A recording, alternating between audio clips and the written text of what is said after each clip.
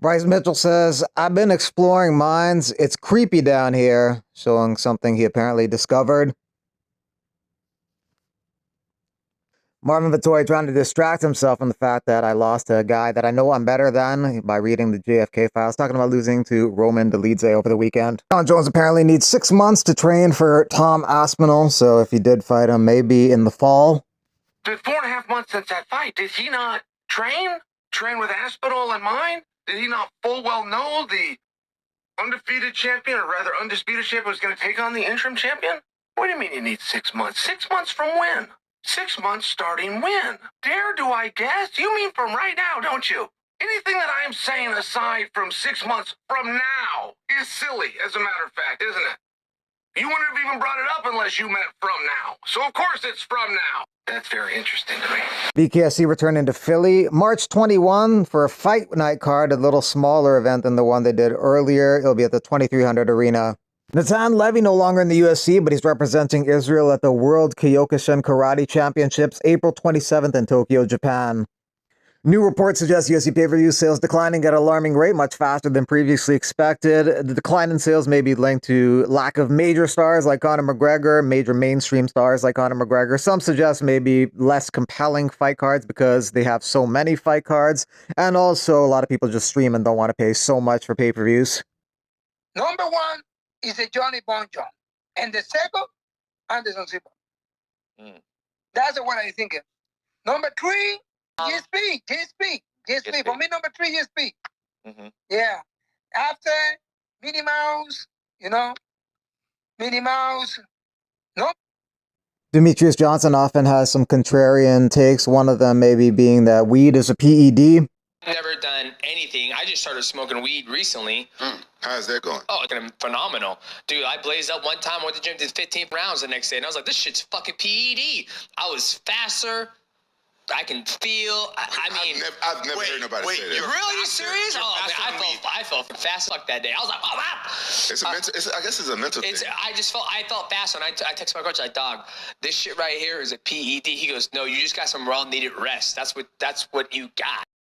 Regarding Magomed Ankalaev's tweet, I don't like this fake big nose guy, Ariel Hawani. I'm gonna block him. Ariel says, hi Ali, I miss you too.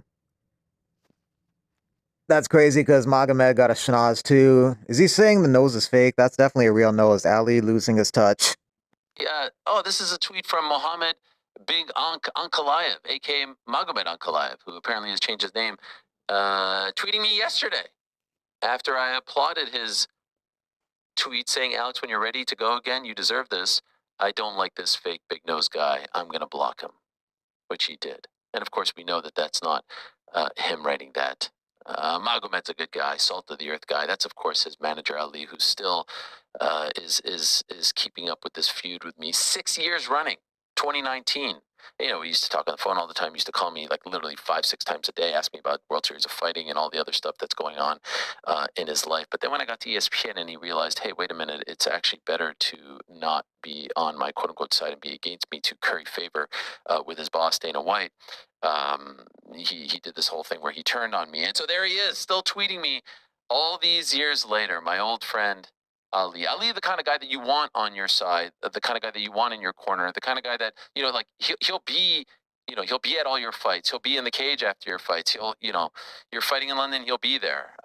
You're fighting in Mexico City, he'll be there. You're fighting in Dubai and Saudi Arabia, he'll be there. He'll get on a plane and he will, leave the country to be there for you, to be by your side. He will be there to support you. He's that kind of manager, and he's maybe the kind of guy that Dana was talking about. I don't know, or maybe not, but that's the thing I respect the most about him. Like he'll get on that plane, he'll leave the country, and he'll be able to be in your corner, on your side, wherever you may be fighting. So he does deserve a lot of credit. Levels Fight League doing an open-air MMA event in Utrecht, Netherlands on June 15th.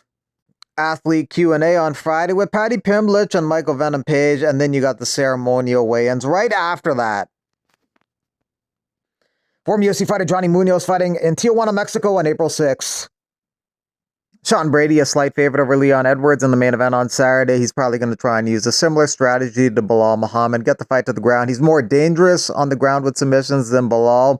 So he'll be hunting for those on the ground. I just think that I can beat Leon in a lot of scenarios where he thinks that that wouldn't take place. Like, I really think that even on the feet, he gets uncomfortable when you push forward on him, put pressure. He's a very good striker. He's a very technical striker, but this isn't a kickboxing match. It's a fight. So I'm going to make it dirty, and I don't think he's going to be comfortable there. Obviously, I know I have the advantage in the grappling and in the wrestling.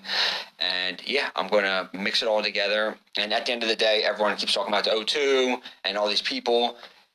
I do this every single day. Once we get in there and it's just me and him, nothing else matters. None of that noise matters. None of these people here can fight for him. Only he can fight for himself. But I think, like, these guys are wrestlers. I'm a grappler. Like, I could pull guard on Leon and submit Leon off my back. And I know that for a fact. I could do that to anybody in the world. So I just feel like I have more opportunities to, like, these guys get him down and they don't do too much with it. Like, if I get him down, when I get him down, I will submit him. I'll beat him up with ground and pound. I'm going to make him give me something. And I think that's where some of these guys have kind of lacked in doing that. But yeah, if you look at Leon's career, he's had trouble with wrestlers. Kamaru, Bilal, says a lot. I think it says more about me and the man I became, because a few years ago, I would never have taken this opportunity. It's not something that would be inside my comfort zone, but the man I am today, I believe in myself 100% that I can fly anywhere in this world and beat whoever I need to beat to become where I'm trying to go. For me, after I lost to Bilal, a lot of things changed for me then. My whole mentality, and then just recently becoming a dad, it just changed even more since then. I believe in myself even more, and it's just a huge weight off my shoulder. I put so much pressure on myself, being undefeated, trying to be a perfect fighter, thinking like if I lost a fight that my career would be over, my life would be over, and that's just not the case. After I lost, nothing changed besides my record went from 15-0 to 15-1. It's still a pretty good record, you know. So yeah, I definitely stopped being as hard on myself and just opened up as a fighter and as a person, just to not take it too seriously, but just enjoy what I'm doing, knowing that it's going to be over one day, and that's what I do now. I'm very present in everything I'm doing, and just I'm very grateful for everything, and I think that allows me to be free, knowing that if I go out there and I give it my all, whether I win, lose, or whatever happens, I can just be proud of myself, and if I do that, I'm most likely going to win the fights. Fighting out of Corby, England, Jordan Vucenic will be fighting Chris Duncan on Saturday. Vucenic got a Bruce Buffer tattoo after his first UFC fight a few months back. From a very small little place, and not a lot of people ever make it out from where I'm from. So I used to always say to people, hey, imagine one day I'm going to have Bruce Buffer say, fighting out of Corby, England, and everybody just say, you're a dreamer, you're never going to have that happen. The day that I was making my UFC debut and I had Bruce Buffer there, and he said, fighting out of Corby, England. To me, it was just like, wow, like that's like 11, nearly 12 years in the making of thinking something, knowing something's going to happen. So I had to commemorate it with the tattoo. I just thought it's got to be that. Vucenic has the dangerous ground game. Last 5 wins have been by submission, 3 rear nakeds, a Kimura, and a guillotine. There's been some animosity between you and Trevor. If you had to describe Trevor as a fighter in 3 words, what would you say? Not experienced enough. What about the other 2 words? Not experienced enough. Okay, there. Not experienced enough.